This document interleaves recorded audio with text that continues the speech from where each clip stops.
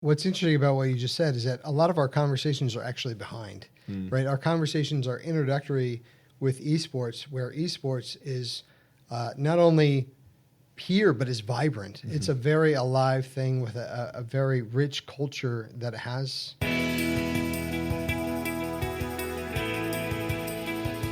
Hello, Montgomery County, and welcome to the OPL podcast with MCIU. My name is Brandon Langer, and I'm the Program Administrator for Instructional Technology in the Office of Organizational and Professional Learning at MCIU.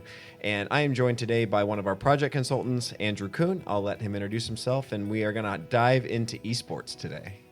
All right, thank you for having me. As mentioned, my name is Andrew Kuhn, a project consultant for computer science, STEM, science, and esports.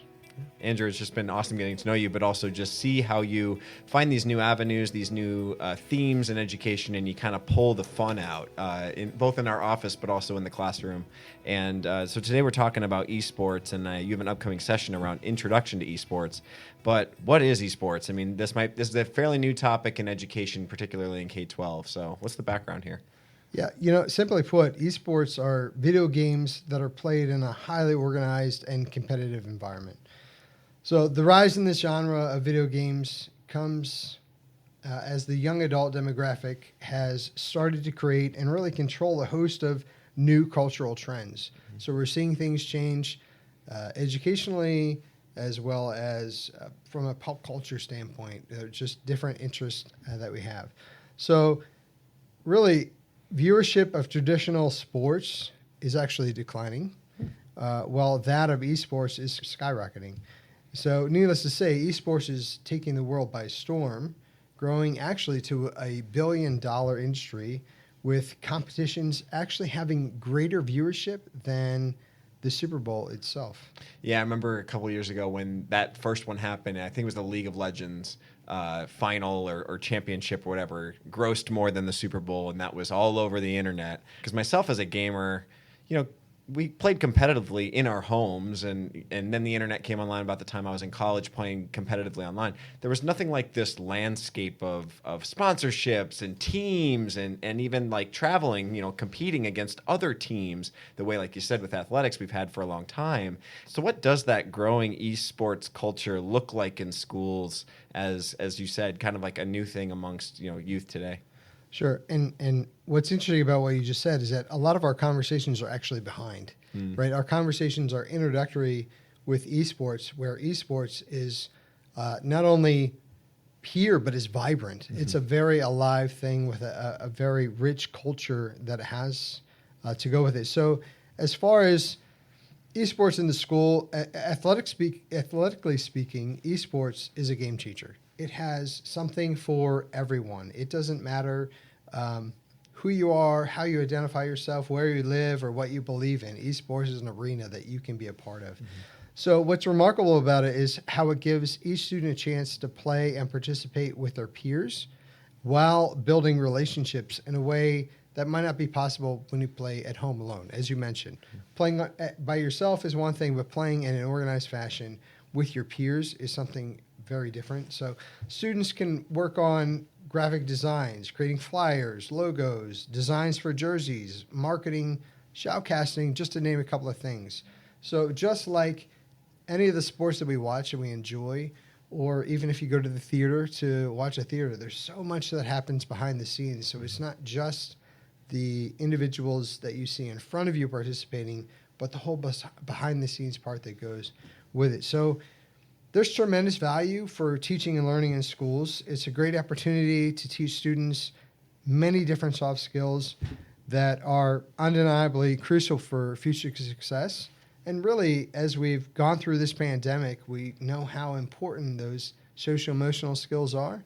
And there's a home here in esports to really intentionally build those SEL components for students, create a sense of belonging for them, and a sense of meaning and purpose as well.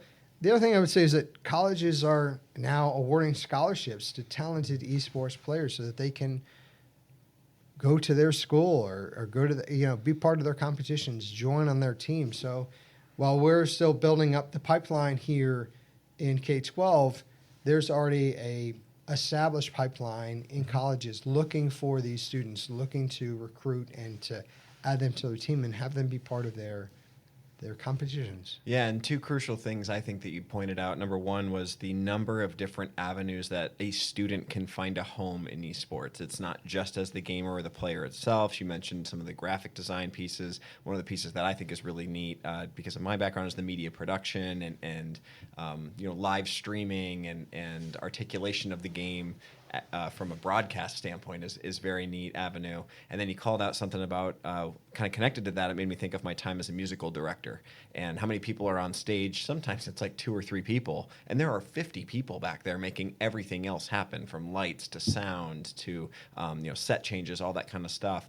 Same can be said for true, and we can get into the technical aspects of maintaining machines and networking and all these other pieces that play into this literal esports arena is very cool, and I think exciting to loop in a new audience of student, tie them into our cultures at school buildings where maybe they didn't find that. I always enjoyed that as a theater arts director, seeing that kid find a home that maybe didn't fit in with the traditional athletic crowd. So you have a session coming up. What can we expect from the session? Where's it going to be? What are going to be some of the key takeaways for people who choose to attend? The purpose of this session is to really give attendees a better understanding of esports. There are a lot of questions out there, and we want to provide them with a basis of information so they really understand what is esports, what are some of the pitfalls that I might not be aware of that I'm going to run into, and how do I establish this in my school. So we kind of set it up with 3 parts to the session. There's kind of an esports 101 to kind of cover the basis, so you have that good solid base of understanding. And then we've set up a panel discussion with coaches that are currently competing in Montgomery County within esports, so they can answer a lot of those questions and help us know what we don't know. Mm-hmm. And then lastly, we've actually set up a mini competition with high school students who are going to come to the space and set up and actually they're going to play Rocket League. Mm-hmm. And so we get to see and observe and ask questions again. And so it's a big information gathering for anybody who attends, but also an opportunity for us to share. And one of the highlights is actually we've been able to kind of create an esports network of people that are already participating in esports within the county. And now they get to kind of come together and showcase what they've been doing and again, the successes and even challenges and hurdles that they've experienced on their own. And now we're kind of giving them a bigger voice as we look to build up esports in a much bigger capacity in Montgomery County. Yeah, and I think something to highlight again, this session's this month, right, in January 23? Correct. So it's January 11th of 2023. So it's coming up here soon, but I think what you just said is important. This is a launching point. This is something that's only going to continue to grow, continue to find a home in Montgomery County. So even if you happen to be listening to this after this particular event has taken place, please reach out to MCIU, reach out to Andrew, reach out to myself, as this is an arena that will only continue to grow, and we look to provide more offerings, more background knowledge, and all of that. You'll definitely see a growing presence of this on our MCIU Learning Network, which is learn.mciu.org. So, Andrew, anything you want to close with today before we wrap up? No, I just say if you're curious at all about esports or just want to learn more about it, this is what this session is designed for. This session is for you to come out for 2.5 hours and spend time with colleagues, learning more and exploring. Mm-hmm. Come join us. Absolutely. Well, we look forward to seeing you here in a week and a half. And again, please reach out if you have any questions. You can reach us on Twitter, Instagram, Facebook, at MCIU Learns. Also, as I mentioned, the MCIU Learning Network is available for all at learn.mciu.org. So please, log on there.